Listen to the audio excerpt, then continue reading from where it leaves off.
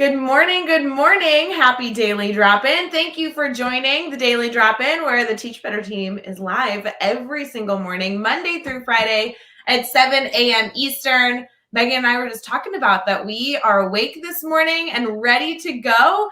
It is Thursday, October 14th. We hope that you are slowly but surely filling up your coffee, getting ready for the day, and really ensuring that this is the best Thursday of the year. Just wait. This is going to be the best Thursday you've had so far.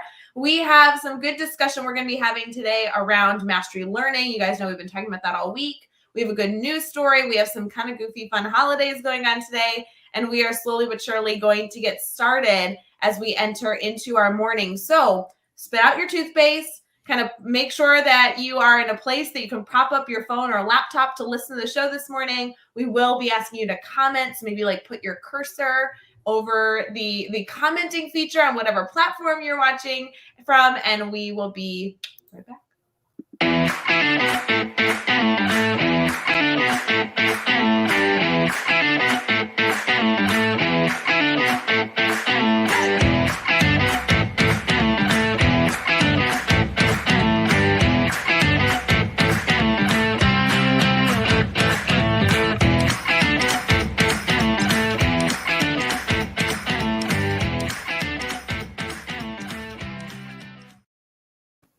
Good morning. Good morning. Thank you for joining Daily Drop-In. We are going to start this morning off strong, encouraging each and every one of you to say good morning or hello in the chat. So even if you type the two words or the two letters HI like a hello or a good morning, we'd love to hear from you bright and early to know that we are getting started with our wonderful Teach Better community. Meghan, good morning. How are you? Good morning. I am good. Happy to be back on the Daily Drop-In. And, usually it's so funny to say spit out your toothpaste. Usually I'm like brushing my teeth and stuff, and I've got you on my phone and I'm just like taking you with me wherever I go. So I just am so flattered that that's how people have chosen to tune into Daily Drop-In, because obviously I know we have people that watch like when we're not live after the fact. They listen at Teach Better Talk podcast, or they like catch it on YouTube or Facebook later on, which is totally fine. However, I love that Daily Drop-In, we had that initial launch meeting for bringing this back to the community. It literally was, we want people to like stick us in their pocket or throw us like on a counter while they're doing other things. And I'm so glad that you're like, oh, that's how I do it. I'm like, yes. That's how it happens every day. You're kind of like my alarm to like get ready, because I get up early and I'll catch myself like after I'm doing stuff, sitting on the couch watching TV. And you're kind of like, okay, Daily Drop-In has started. I need to like get up and start getting things going. But it's perfect because then, I can't just take the TV with me, but like you're on my phone. I can just take you with me anywhere I go. So. I just want to acknowledge that I'm not ignorant to the fact that I know I'm not as entertaining as whoever you're watching on television. Like, I think yesterday during lunch, I like turned on like Kelly Ripa and Ryan Seacrest. And let's be honest, guys, I would rather watch them. But maybe if you're thinking like, like what's on at like 6 a.m. in the morning, like Law and Order is on, like we might be able to top an episode of Law and Order that you've seen 1,600 times. So maybe not actually. I'm a big Law and Order fan, so who knows? That's true. Depends on the episode. But yes, that is the point. And first of all, I have no idea how you watch TV in the morning. I think if I did that, I would like never move from the couch. So I guess I totally appreciate that if I was going to do that, having an intentional morning transition that got me onto the next task would be a really good thing. So you have a good strategy there. Yeah, it's perfect. That between that and, the dogs that are like, all right, we now need something from you, so you have to move. But usually it's the Daily Drop-In that starts that. I get up and then they're like, oh, okay. I do have to say, this morning when I got up before the show to walk the dogs, it was raining. And I really do every single time. Granted, I've had 2 dogs for at least 4 years, and I've owned a dog like for, more than that. Every time it's raining in the morning, I look at them and I'm like, do you really need to go outside? Let's really debate this, boys. Like, do you really need to go outside? Because I stood in the rain for about 10 minutes before the show this morning. That might be my favorite part about having a backyard now. It's, oh, you have to go outside? Well, it's raining, but here you go. Yeah. I'm going to stay inside this time. Well, that's totally true. Yeah, I mean, I know that you're obviously like a staple in the Teach Better family. I should have like had you introduce yourself. I guess you should do that. But then also, I wanted to joke about the fact that you had so many life changes this summer and you have a backyard for the first time in a long time. And it is nice to have like a fenced in yard that you can slide the door open, let the dogs out, and you can just stay inside with your cup of coffee and just watch them get all drenched. It really is great. Really good. Well, okay, so we've been terrible because we're already gossiping, but good morning, Megan. Would you mind kind of introducing yourself, even though I feel like everybody in the comments already that we've been seeing commenting this morning, like for sure know who you are, but we'll just pretend. That's fine. Yeah. Good morning. I am Meghan Hosey. I formerly Megan Deegan. I am a 7th grade math teacher in Tennessee. Still weird to say. Wait, it sounded weird when you said that. Can you say that again? I haven't had to say that out loud, like 7th grade math teacher in Tennessee. I have not said that out loud very much yet. Wow. I know. Ooh. It sounds fancy. You should know. It sounds fancy. Oh, well, thank you. Better than Illinois right now. I did say it was really bad weather today, so maybe. I am also one of the ambassador program coordinators with the Teach Better team with my partner in crime, Andrea. So, who, if you watched on Tuesday, you saw on Tuesday. Yeah, I want to complain for a second if we can, because you know what better thing to do at 6:06 Central Time or 7:06 Eastern Time than complain to you. But Megan, you and Andrea described yourself both, because you both were live this week, described yourself as like, oh, we facilitate an ambassador program with the Teach Better team. Like, guys, no. They like created, built, structured, maintained, sustained this massive ambassador program within the Teach Better family. You do not brag on yourself enough, Megan. Like legitimately, you joined the team and you were like, I have this wacky idea. It's going to take me a year to build. And we were like, that makes sense. Let's do it. And like, this ambassador program literally has changed and altered the family, the culture of this community. It's so stinking cool. It really is. Shout out to all of our amazingly incredible ambassadors who, let's be honest, like Andrea and I are like the ambassador program coordinators, but like, you know, we really just like to hang out with all the cool people now. And our ambassadors are just the coolest and most amazing people. Well, it's kind of like when you are a middle school teacher and like your kids are cooler than you, but you get to like hang out with them and like kind of be in charge. So you're like in the clear. It's kind of like the ambassador program. Like you get to have like all this control and power and leadership, and yet like they're way cooler than you. Absolutely. It's a really good analogy. I like that. Yeah, it's cool. I mean, I do have a love for middle school. And have you always taught middle school? Because I know you're teaching 7th grade math right now, but when in your last position too, you were 7th grade math. Yeah, it's either been 8th grade or 7th. I mean, I did 8th grade for like a year and a half, 2 years, and the rest has been 7th grade. So it's really funny. This week we've brought on obviously a lot of team members because we're talking about mastery learning, which we'll get to, friends. We'll get there. We're getting started slow this morning. But it's funny that everybody that joined us this week, I didn't realize all were middle school or all are middle school educators. That's totally not intentional. We have members of our team that teach elementary school or teach high school or are in leadership roles, like in a principal role or, you know, assistant superintendent role. It's just interesting to kind of look and be like, oh, we just brought all of our middle school people on this week. But there's so much similarity. There's so much overlap in the practices, the core values that we would implement at an elementary, middle school, and high school level exist across grade levels. Obviously, there's major tweaks you would make depending on what you were teaching, but yeah, it's funny. So I have never taught 8th grade. That's like older than my past had brought me into. So, but do you like 7th grade better? 7th grades are like the middle child syndrome, right? Yeah, 7th grade is I just love them. I don't know what it is. You know, they drive you nuts probably on a daily basis. They are, I would argue, the most awkward age. But that's just where my heart is. I've done 8th grade for a short amount of time, and I did enjoy 8th grade. I really did. But I also think part of it is I like the math in 7th grade the best. Like, I don't think I could ever teach 6th grade. I don't really like the math that they do. which is terrible. But I wouldn't want to teach it, all year. And it's something about those seventh graders. Well, that's kind of the beauty of teaching, right? Like, yes, we typically like the age group, obviously, because of just the stage of life that they're in. But then also, many of us got into a specific grade level or specific content area that we really felt like we loved. And I always find it fascinating, whether it be in Daily Drop-In or just in other avenues of education, where you meet somebody who's like, I could never teach anything else besides early education.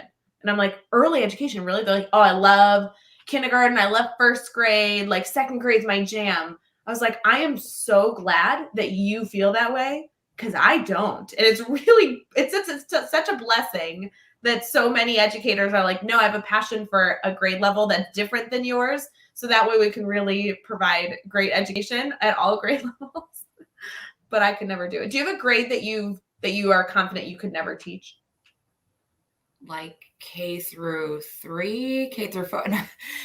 I agree with you. I am so thankful that there are educators out there that are as amazing as they are and teach the little kids, because I love little kids. I adore them.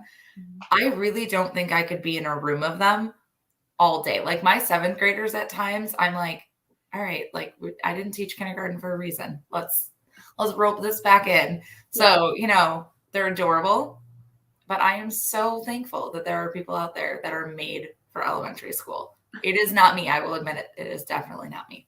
Well, I think it's so fun. And obviously with the team, we're able to support educators K-12. But I want to hear in the comments, we have a lot of like incredible family members commenting right now, Teach Better Family. I remind us what grade level you teach. Like I see a few familiar faces that I'm like, ooh, I feel like I know the age bracket, but throw in the comments. I would love to hear a reminder of what grades you are currently teaching. And if you have a specific subject, throw that in there too. We'd love to hear from you. Meghan, when I taught at the university level, I actually was super surprised how much okay, this is a really bad thing to say live. I don't know why we're talking about this, but like how much I didn't like the age group of like almost graduating from their undergraduate degree. Like that was an age group that I really expected to love. And I loved teaching at the university level for a lot of different reasons. But there was a moment where I was like, oh, this is just the wrong age group for me. Like I liked the content. I actually liked so many different things about the work I was doing. But yeah, it was like the age group that I didn't really connect with. And that surprised me. So I do think that there's that sweet spot between the content that you love and also like the stage of life, the phase of life that you really love about the students you're teaching, and then kind of finding your medium. And obviously, I mean, educators switch grade levels all the time, so it's kind of fun to dabble, try different things. So kind of cool. Yeah, definitely. It really is. You're super lucky, I think, if you find both, the content, like you said, and that grade level. So I feel super lucky to have been in seventh grade, but also to have gotten a seventh grade position when switching schools in states. Because let's be honest, I was not being picky. I can teach sixth grade through 12th grade. So it was any math position that was open. So. Okay. So your certification, and I apologize if this is like, we're going really deep in the weeds on a topic I didn't think we talked this much about, but your certification is like 6 through 12. Is that the degree you have? Okay. Because mine is K to 8. So I have like the opposite end. So really cool. Interesting. Yeah. I love that about you. I mean, I'll say this now because it's been however many years.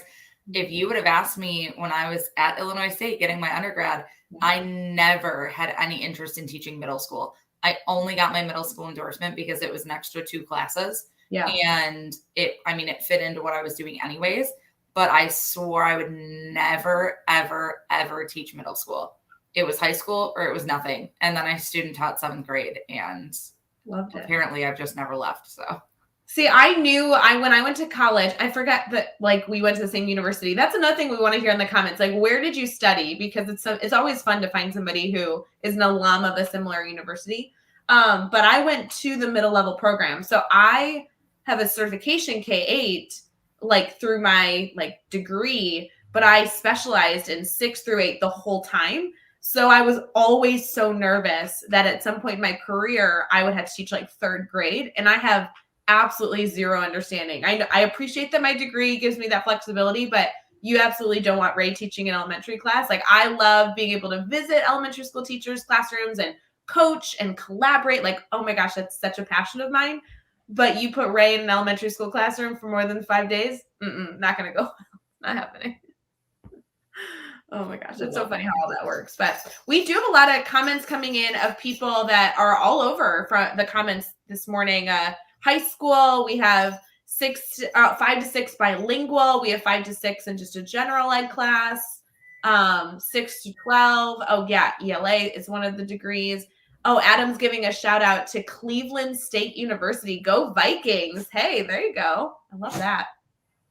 Obviously, we're biased. Where Cleveland's at, so.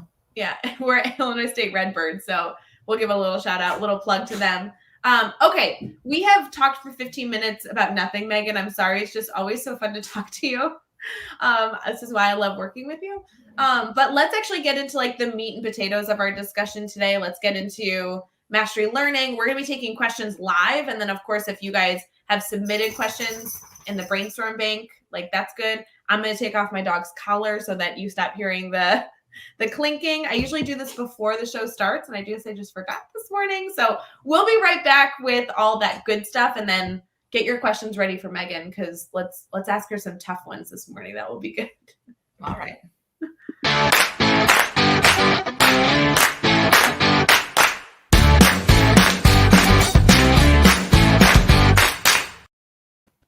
All right, guys, you know how Brainstorm Bank works. This is our intentional time that we take every single morning during Daily Drop-In to say, hey, friends, do you need anything? We're here to brainstorm with you, whether it be a general question that you have about the Teach Better team or a general question you might have about our theme this week, which is mastery learning. Maybe you have a specific question you've been dying to ask Megan, and now she's live and she has to answer it. And or, of course, if you are spending your day in the trenches with students and you're running into a hurdle, it could be a behavior problem, it could be a classroom management concern, it could be a content question. We may not have the answer, but we would really love to be here to brainstorm with you. So however that works for you and fits with you, we want you to know that we are here every single morning to create and foster that space and talk about shenanigans. So always a good thing. Megan, your experience with mastery learning has been, I know, such a roller coaster. But I also feel like, right or wrong, and I told you this in a meeting earlier this week, I feel like I've been a part of it. So I've gotten to see so much of the work you've done. And yes, of course, I know that I wasn't there for the whole thing, but I like really was excited to interview about this topic because I feel like we connected so early on in your experience with this. And now obviously you facilitate training with teachers, and you've just done so many incredible things in your career thus far. So very excited to talk about this. Will you kind of get us started with where you started learning about this concept? Like, how did this come about? Why is mastery learning something that you are passionate about? Yeah, you really have been there since the beginning. Like, you were there since I like met with you and was like, here's what I have. Please tell me what to do with it.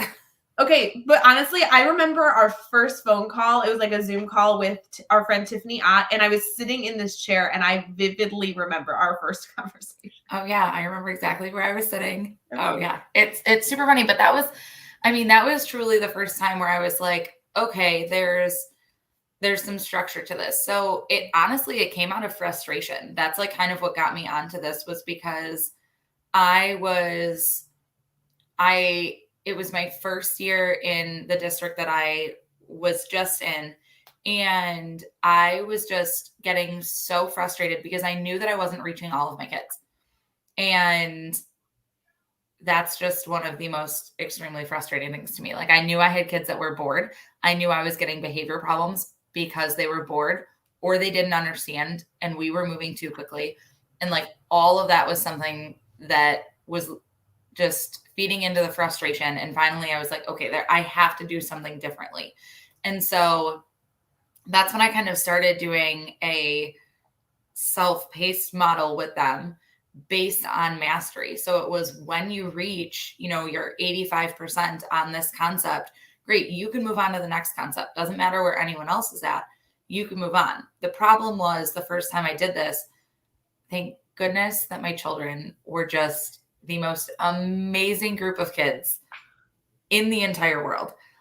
Because truly I sat down in front of them on day one and was like, so we're going to try this. And I'm going to be honest, I don't know how it's going to go. But I think, and I said, I was like, this is why I'm doing it, because some of you are bored and some of you are frustrated because you can't keep up, and you shouldn't have to keep up with a pace that I'm setting as a teacher who knows all of this already. And so I was like, so I'm trying to do this for you. We're going to do this together and see how it goes. And again, they were incredible children that year, because this was also in like March. So, we were more than halfway through a year, and I was like, hey, great, we're going to change everything we're doing. But what I very quickly realized was the concept behind it and the mastery part of it was exactly what they needed. They were thriving on that. It was really just the organization standpoint of it wasn't organized the way I would want it to, which was when I had found the grid. And I was like, this was the piece that I've been missing, where it just kind of puts it all together for me. And I can have it all in one place for the kids. It's just all there. And so then I've continued, and I got to the point where it was like, the second year I did the same thing. I waited till like February or March to start it, which is, I'm not going to say it's a terrible idea. You go ahead. Like, if you haven't started this yet and you want to, you start it whenever you want. But being someone who like had it planned, that was a terrible idea for me. I was just too afraid to like actually jump in. And so then the third year I was like, it has to be all or nothing now. So we just started with grids, and we kept that mastery learning, and we kept that framework going, and it truly was just seeing a different side of the child. I mean, because they were able to work without frustration and without boredom, which I think is a lot of times, two things that we are encountering in our classroom often, because you cannot teach one lesson to everyone and expect to differentiate for every single child in front of you in one lesson. So. Okay, so there are about 75 questions I have for you now because of your brief summary of kind of this journey. If you're listening right now live with us in the comments and you heard a specific element of her story that you want her to elaborate on, just put like one word. We'll be able to see it in the comments. We'll know what you mean. Like one word that you want Meghan to elaborate on, because you touched on really this whole progression, not only why you started, but how you started, the transparency you provided to students, kind of like your growth, how it took you 3 years until you even chose to start the year with it. There's a whole lot there, and I'm not even sure where I want to begin, but maybe we'll start with first the transparency. I love and so appreciate educators that can take an approach where they're trying something new, and rather than deciding they're trying something new on their own and they're just going to feed it to their students, they involve their students in this process of trying something new. So tell me a little bit about that. You sat your students down and you were like, I'm doing something different. Do it with me. What do you think allows, I guess my question is like, why was that the strategy you went with versus just being like, I'm the teacher, I'm deciding to do something new, I'm going to tell them we're doing this? Don't get me wrong. You can do that. You can go in front of your class. This is what we're doing. I'm the teacher. We're doing this. And I've done it before. But like, I don't know if it's maybe because I teach middle school, but I need the buy-in, and my kids are only going to buy in if they understand why. And I was changing everything about their classroom. Like, it's not just my classroom. This was our classroom that we spent so much time building. And so I felt like if I was going to completely change their entire classroom setting, they needed to understand why. And, I'll say it a million times. I will do anything anyone asks me to do if it's truly what's best for my kids. I will. And so that was what I really wanted to get out to them, was I wasn't changing this to take work off of me. It wasn't me being like, well, I'm tired of standing here in front of you and teaching for 45 minutes. Like, I wanted them to understand that that was not it. And I also wanted them to understand that this wasn't me not teaching anymore. This was them getting exactly what they need when they needed it.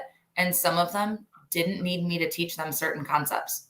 They could look at it and they could get it. They could watch a quick YouTube video and they could get it. And that's okay. Like, I am not the person that needs to deliver it to them all the time. but I needed them to understand that because that was how I was going to get the buy-in. And I wanted them to also continue to be honest with me. This was only going to work. And I mean, I still do this now because I will tell you, as somebody who is, I mean, I'll admit I'm not running a grid right now, but that's a different story. But that's, so I won't make you collaborate on that. I want you to keep going, elaborate. But yes, that's good for people to know because educators can do the grid and then choose to step away from it. And there is no shame in that. Like the fact that you're not running a grid right now is actually super interesting information. So thank you for noting that, but keep going. Okay, well, we're going to get to a grid, but I think like it's every year I've done the grid, I have different kids. So there are things that as much as I've done this every time are always changing, and it's changing for their need. It's what they need. Some things work for some of my kids and don't work for others, or some years they need more of one thing and less of another. So I think that was a huge part of it is I wanted their feedback and their honesty of what was working and what wasn't so that I could continue to make the changes to make it better for them. And, you know, I told them, you could suggest a change to me and it's probably not going to happen tomorrow. But as I'm looking at our next grid and our next unit, those are things that I want to try to make changes for because it's something that you are voicing would either be beneficial or something that's there that like maybe we just don't need. Sure. So Meghan, something that I really just vividly remember is sitting down with you for your first grid. And again, I mentioned we were with our friend Tiffany and we were going through on like a Google Meet or something, like going through feedback on a grid that you had sent us. And I don't know how I was involved. I think you originally reached out to Tiff and then somehow like I was like, I want to come to the party too. And now I assume there's been not only a lot of work you've done with students, but I know your grids have evolved.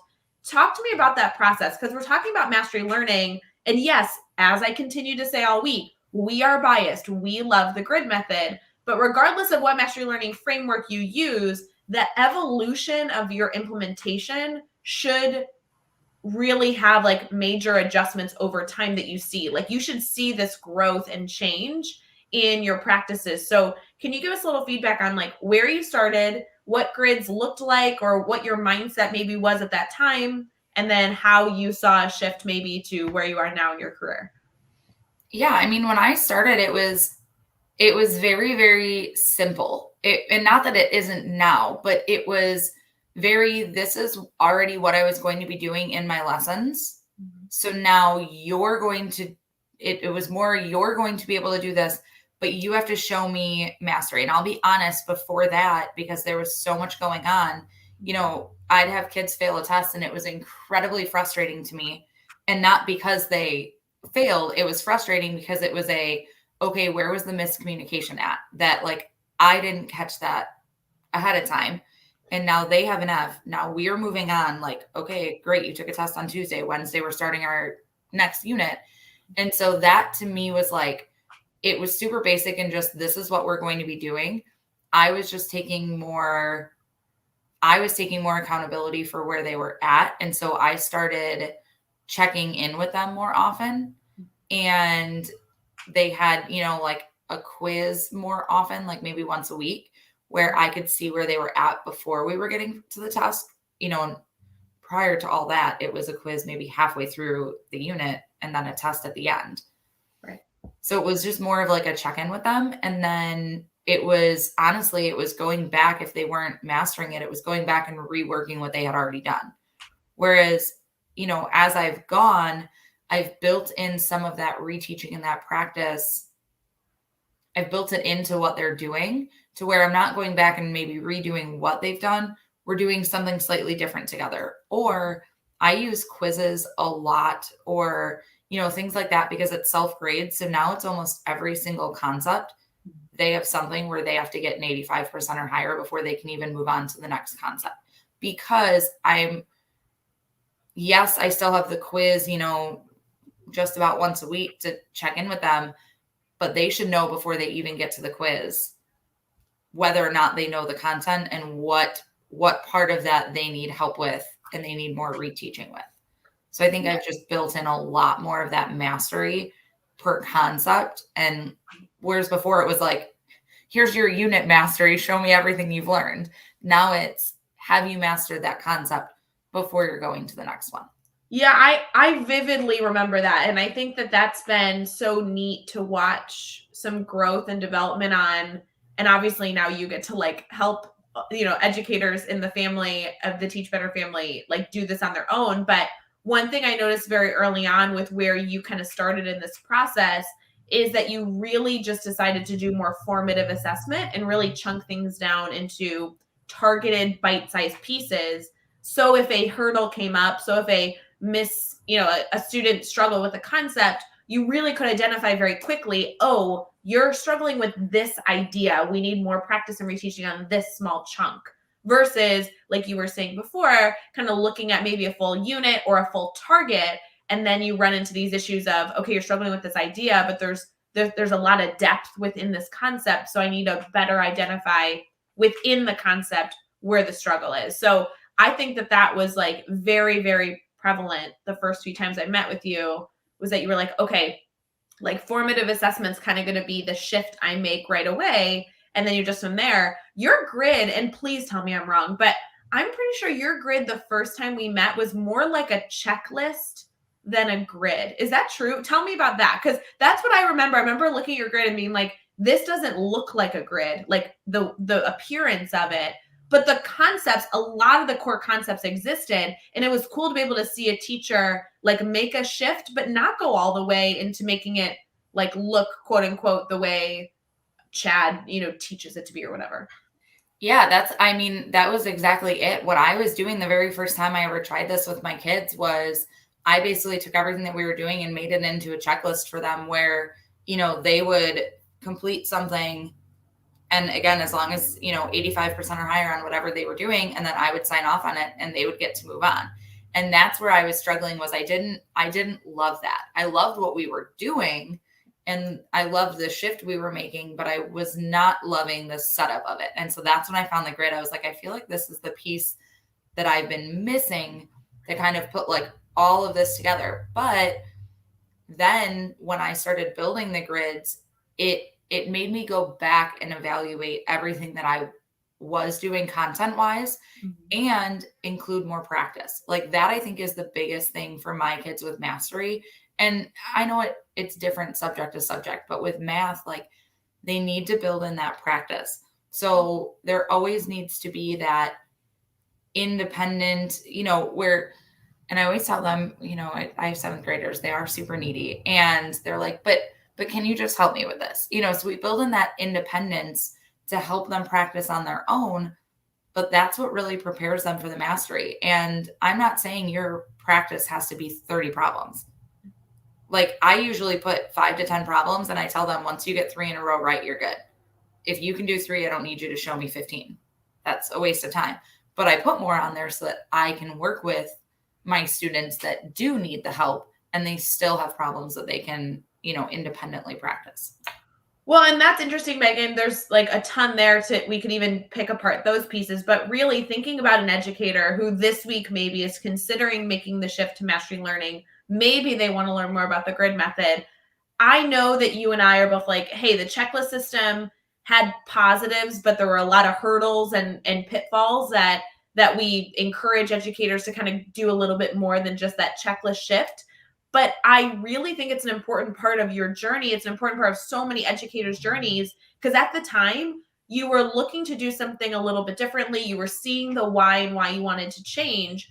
But as an educator, like it's okay to not risk it all. It's okay to make minor tweaks as you go and over time work to maybe what you feel like right now is the end goal. And maybe that end goal even changes later on. But what I really appreciated, and I vividly remember this the first time we met, is you're like, this isn't where I want to end up, but right now this is as much as I'm willing to adjust. And I think that that's like such an important concept to discuss, because if you're looking at a new idea, regardless of the new idea, mastery learning being the focus this week, it's okay to stay reasonably within your comfort zone and do small little tweaks as you go. And I love that so many educators have chosen to do that, because diving all in isn't necessarily the right option either. And, the checklist provided so many different reflective moments that then eventually you got into making sure your content was scaffolded. Eventually you got into, okay, I'm going to structure it where they learn a new idea, have practiced for that idea, and then we formatively assess if they understand that concept before they move forward. Like all of those small shifts don't need to happen at once. And I hate the notion that they're like required to all happen at once. It's absolutely not true. It's really not. If you are listening and you've been listening this week and you're like, my kind of, I'm planning maybe for next week and I want to try mastery learning, try it with a lesson. It doesn't have to be, okay, I have to replan my entire unit. It really doesn't. That is not at all what I started with. It's plan a lesson. And I think one thing that I will say too, because I know that this is a conversation that comes up a lot, and you don't have to grade everything.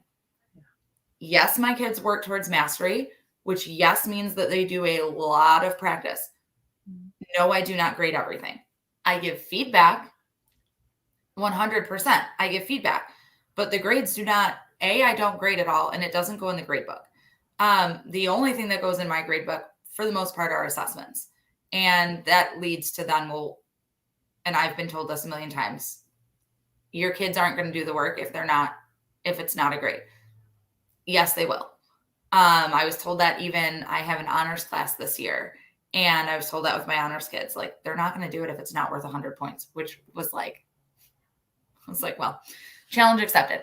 No, but really, truly, they do, but it all comes from how you're presenting it.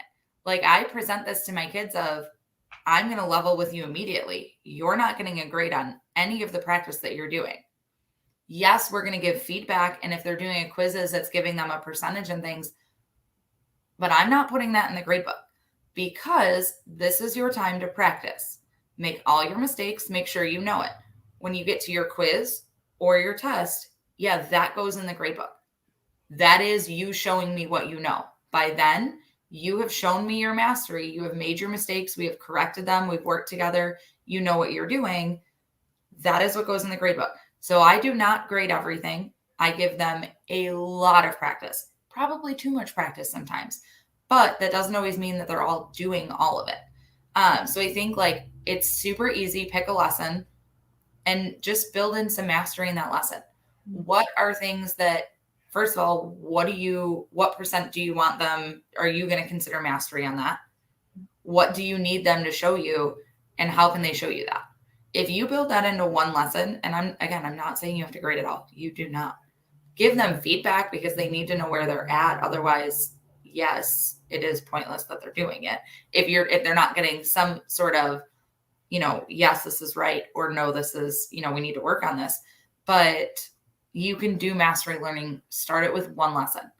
I'm warning you though, you're going to start it with one lesson. You're really going to love it. And then suddenly you're going to have to do like every lesson, but start with one lesson.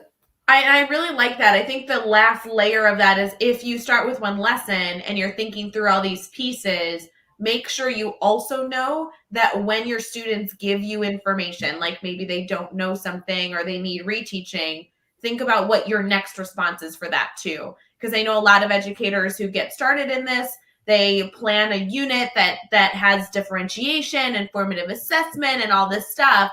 And then they're like, okay, Megan, I collected all this information and I got data, finally collected like authentic data from my students that 10 of them get it, 5 of them don't know anything at all, and 5 are gifted and running with the concept. And the last step is knowing like, okay, so what's then the next response, right? Thinking through, which is why I like the grid, because the grid allows you to then get like really focus on whatever core group you need to work on while the other students have other things that they can continue their learning with. They're not only learning when you can have your eyes on them. But either way, I love that suggestion. I love the suggestion that we've been giving all week. Like start with a lesson, start with a week, start with a unit. You don't have to start with the whole year. You're not like signing your life away. Such a cool idea. Yeah, it can be really simple. You don't have to jump all in. I mean, again, I am not running a grid right now. That doesn't mean that my students aren't working towards mastery. They are. It's just, it looks different because I have not put it into the grid format yet and introduced that to them, which it's coming. It will. We're going to start in October, November. So that'll be a challenge by itself. But Meghan, actually, let's focus on that. So you went to a new school. you decided not to start with the grid method in your class. I'm kind of like giving context because I know kind of this backstory. For a lot of reasons, you decided I'm gonna not start with the grid right away. And what I appreciate about that, though, Megan, is that doesn't mean that all that work, all that reflection, like, is gone. I mean, the concept of moving into mastery learning is really a mindset shift. You're carrying that mindset in whatever lesson planning you're doing right now. You're thinking through in that standard based way of where am I working towards? How do I scaffold my information using the backwards design? What are my targets? How do I want to build in opportunities for reteaching? Just because you're not doing a grid doesn't mean that you're not consistently thinking about those best practices that the grid really requires the teacher to think through. Absolutely. It's, again, with starting in a new state, new school, and everything like that, I mainly pulled back on the grid because my district puts our curriculum in a different order. So that right there threw me for a loop. And we had a new textbook. And so I wasn't really sure of the textbook in general. So I could not, without teaching it, I could not figure out how to kind of make those mesh together. Now that I've taught with the book, like, I wholeheartedly can build a grid and, tie both together. But that is, again, like you said, I haven't gotten rid of all of those concepts. Like, we are still working towards mastery. It's not organized in a grid, but we're still doing that. They are still practicing a lot. They are still showing me 85% or more before we move on. And if they don't, then we're reteaching and we're working on that concept again. It's, I know there are a ton of educators out there that pull small groups and work with their small groups because maybe they have, a group that is struggling with the concept. That is literally what I'm doing. And the kids that I'm maybe not pulling for a small group, it's because they understand it. It was their mastery of that concept that told me that. So, like, that all is huge chunks of mastery learning. It's just kind of putting it all together and making it like work within your classroom, which is going to look different for everyone. Oh. What I do in my classroom is not going to be what works. I mean, Andrea and I worked at the exact same school. And she taught ELA and I taught math. We both taught the grid method. We both learned from the same people, and our classrooms look different because we are just different people. We are different educators. It doesn't have to look the exact same. And what works for me doesn't have to work for everyone. One of my biggest suggestions, though, with like what I do in my class with mastery learning is, because you want to provide them feedback and you want them to know where they're at and you want them to be working towards that 85%, I like to get them like immediate feedback if possible. And I know sometimes immediate feedback just is not possible, but I do a lot of quizzes and Google Forms and stuff because those are very quick checks and it gives them that immediate score. It shows them exactly where they're at right away. So I think that those are also things that I've been able to use in my classroom that take a lot off of me in terms of feedback because it gives that to them for them. But that's been helpful in terms of giving me a little bit more time. Meghan, I love that today has been able to focus on the fact that like it doesn't have to look like what you are envisioning a perfect, mastery learning classroom to look like right off the bat. And I love that today we've been able to focus on this like evolution process, focus on small chunks of you being a learner along with the process, and focusing on the fact that anytime you're implementing something new, earning buy-in from your class by being transparent, sharing the why behind why you want to make a shift, and also sharing that those tweaks are appropriate and welcomed and it's okay to go slow. Like, all this is really, really good. So I'm thrilled that this has been able to be the focus. I knew that we were going to get into some good stuff this morning, and I always love being able to reflect with you because, again, like, you and I are different teachers. Andrea is a different type of teacher. Everybody on the team, everybody in the Teach Better network has their own individual characteristics. I love that you are able to bring in your own style, your own passions into this type of classroom. And we encourage it. We want that because the beauty of all these different educators doing it their own way with the same fundamental core values of what a mastery classroom, successful classroom looks like, allows us to reach every single student at every single grade level. So stinking incredible. Meghan, final thought on this concept. If people have tuned in, you've given a ton of advice. So I don't even know that I'm looking for advice, but as we transition here into like good news for the day, any final words of wisdom you want to share with the crew on this mastery learning concept? I think just stressing again that you don't have to do an all-in leap and you don't have to set super high expectations for yourself. If you ask me right now, if you would have asked me last year, even when I was like running the grid, my perfect classroom is not what my classroom necessarily looked like. There are so many things that I still want to do, but it's baby steps. It's taking, I mean, truly, ironically, master something yourself. It's taking one thing into your classroom and you mastering that and how that looks and what it looks like, and having to make your changes and make your fixes so that it truly is, mastered in your classroom, and then adding something else. So start small. Start with a day. Doesn't have to be a whole unit. It doesn't have to be something crazy. It doesn't have to be over the top.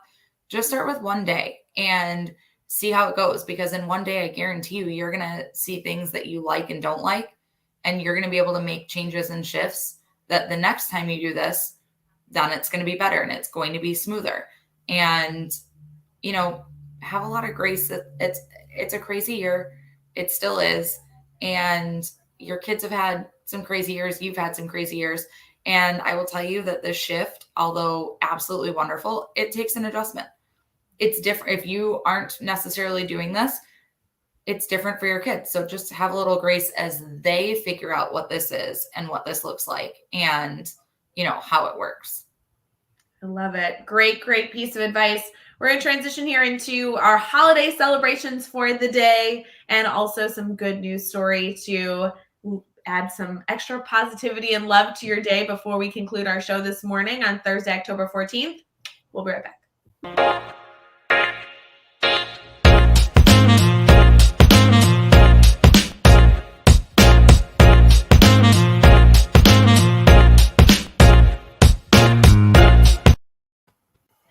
Hey everyone, good morning. Thank you for joining the Daily Drop-In this morning, where we're live every single morning, streaming on Facebook, YouTube, Twitter, and Twitch at 7 a.m. Eastern.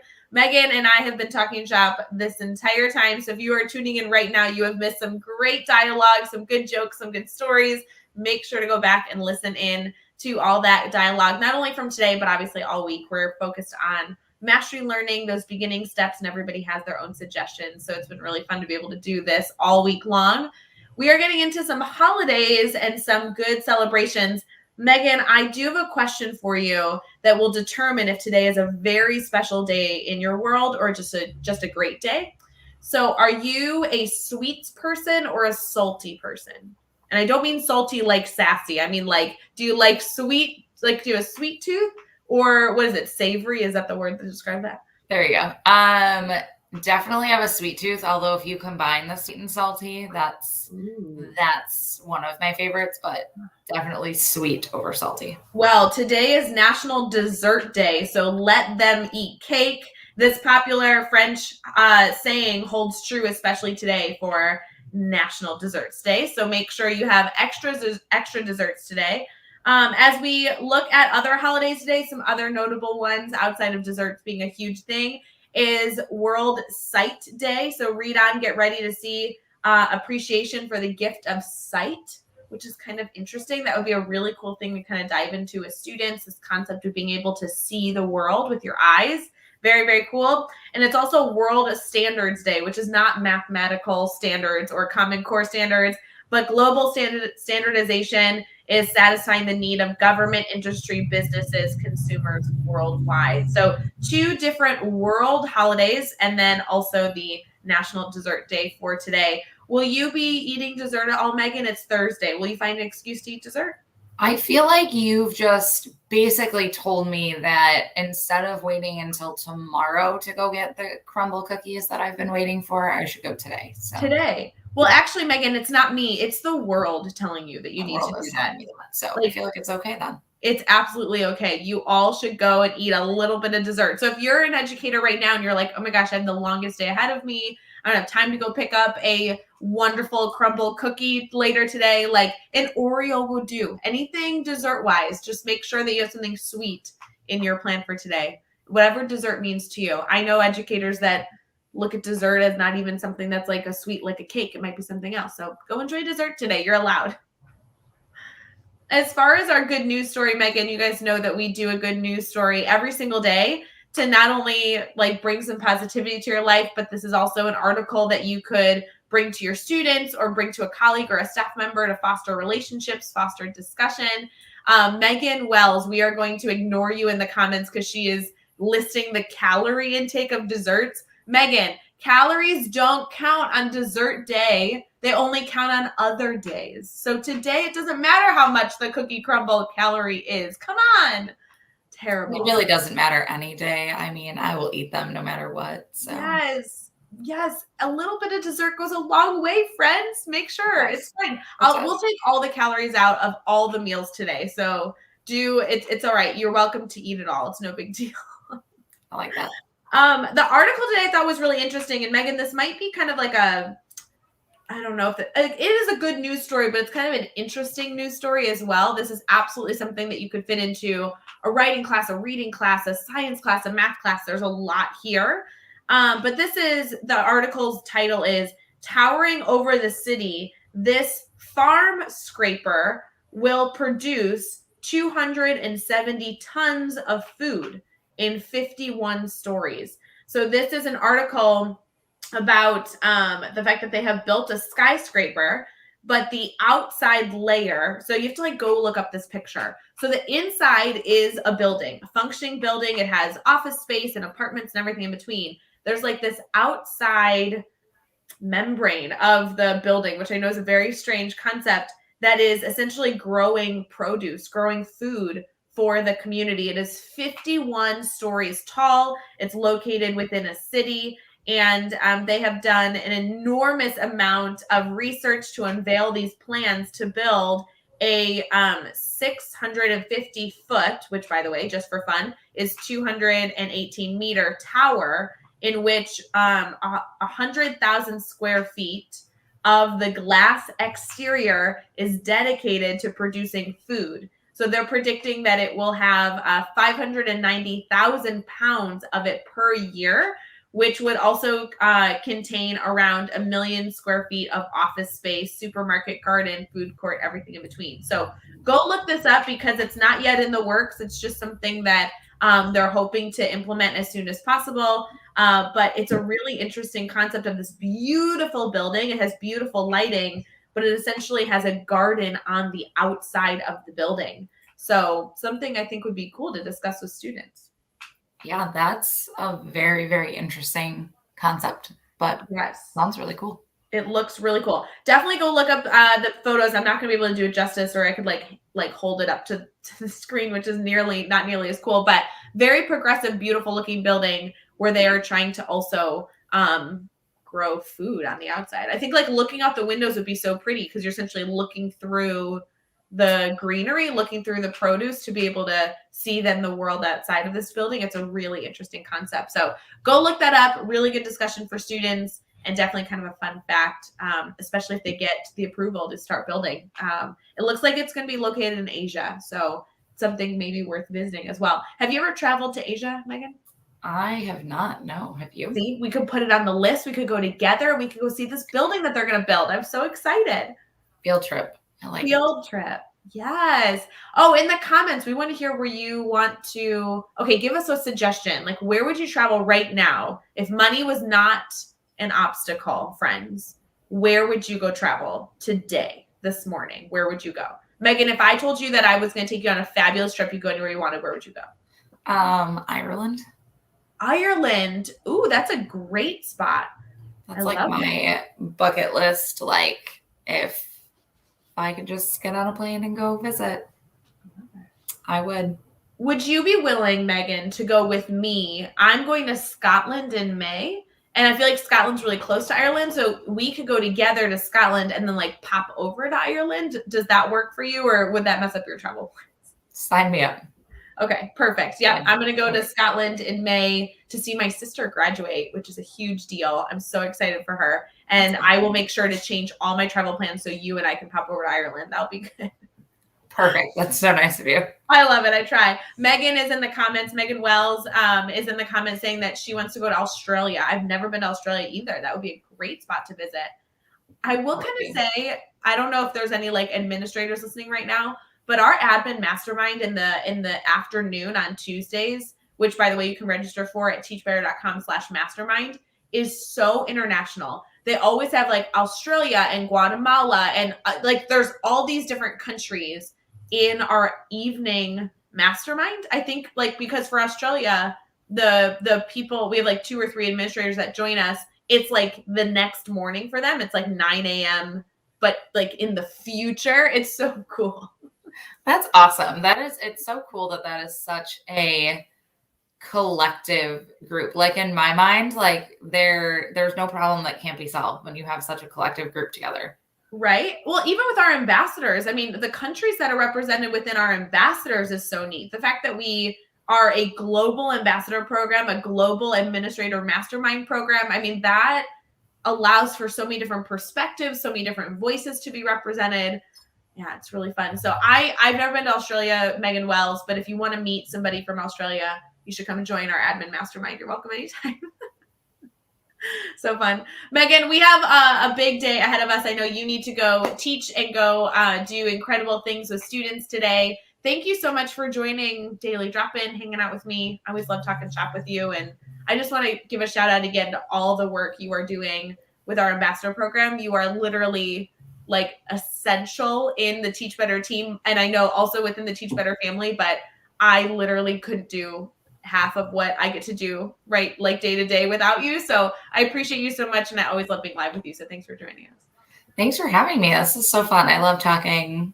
Well, I just love sitting and talking to you. So any excuse to do that works for me. And shout out to Andrea, because, you know, that ambassador program wouldn't be standing if I didn't have her there to do it with me. So fun. If you guys want to learn about the ambassador program, applications are closed right now, just full transparency, but you can learn more about that program at teachbetter.com/ambassadors. We will be opening applications like later in 2022. So if that's interest of you, we'd love to give you more information on how to apply when those open.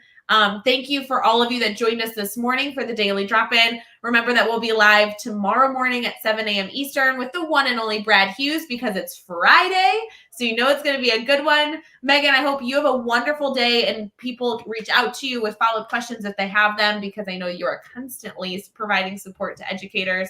Please enjoy your last sips of coffee as you head into your best Thursday that you've ever had. Today is Thursday, October 14th, and it's going to be a good one. So good to see everybody. We hope you have a wonderful day, and we'll see you tomorrow morning. Bye, guys. Bye.